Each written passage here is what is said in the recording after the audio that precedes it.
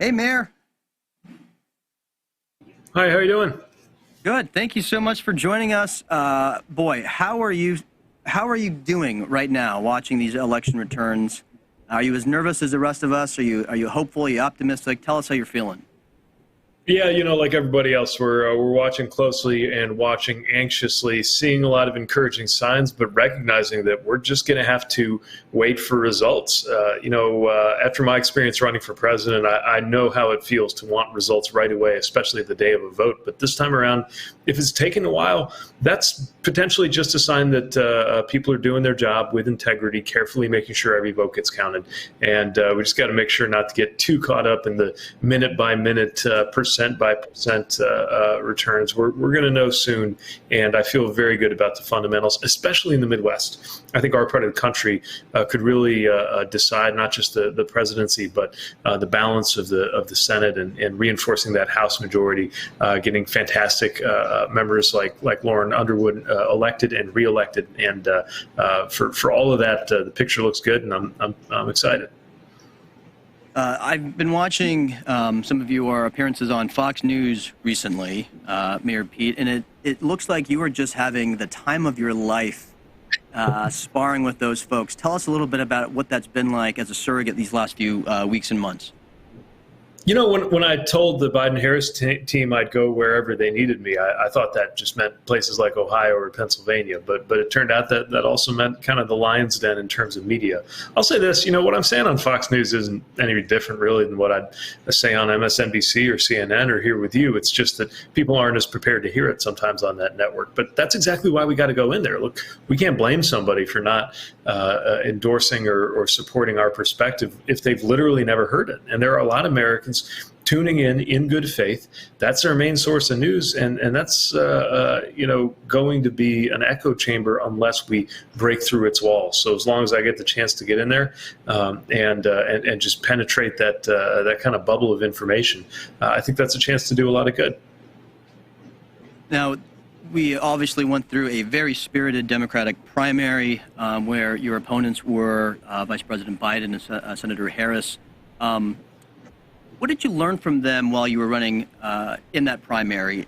And then what have you learned since, as someone who's campaigning to elect them, since the primary ended?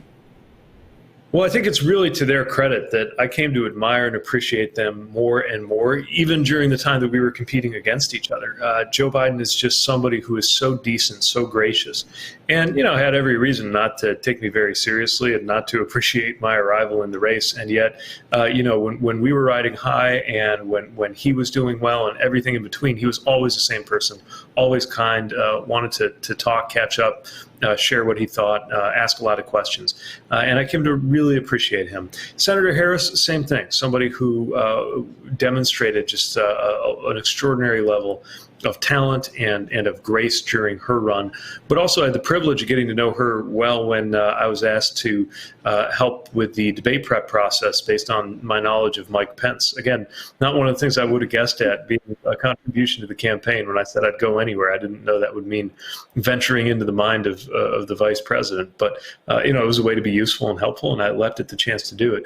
In the course of that, working closely with her, saw how she has that remarkable combination of intellect and just a kind of a nice touch that keeps us grounded when she's making the case, sometimes pressing that case, even prosecuting the case against the president, but also making a case for the American people in a way that I think is going to make her a fantastic vice president. So, I've really enjoyed getting to know them, really have enjoyed the chance to be campaigning with them and for them. And, everything I've seen before, during and since our time competing has reminded me why we're going to be in great shape when that sun comes up and it's Joe Biden and Kamala Harris instead of Donald Trump and Mike Pence in power in Washington.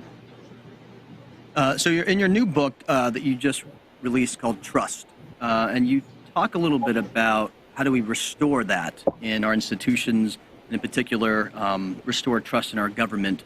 One of the things that always struck me with how you communicate and so much of what you discussed on your campaign was bridging divides, bringing people together.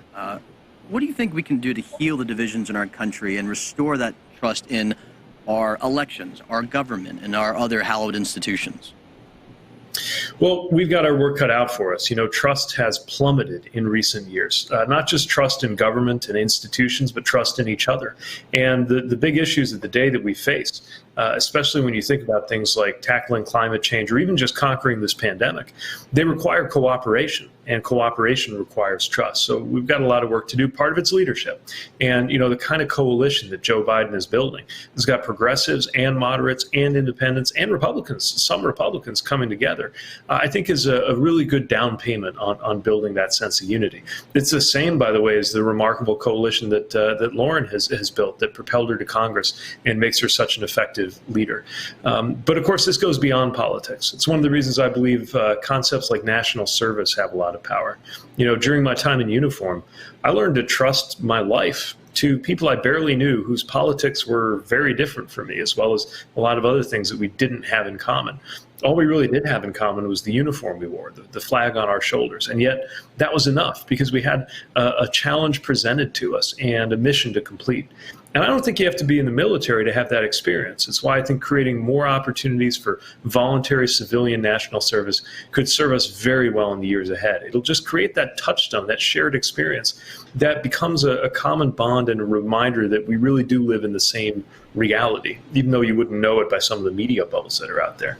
So we got to take steps like that. And then in our communities, recognizing that the more we have circles of belonging that are overlapping, the overlap between a faith community or a neighborhood or a school, community surrounding a school, or an extended family, all of those things knit together can allow us to kind of cut across these boundaries that have made it hard to identify with and even to trust one another. And we're going to have to seek out and build up those opportunities because, again, the challenges we face around the world and the challenges we face right here at home, in order to face any of them in the right way, we're going to have a lot more trust than we've had going into 2020.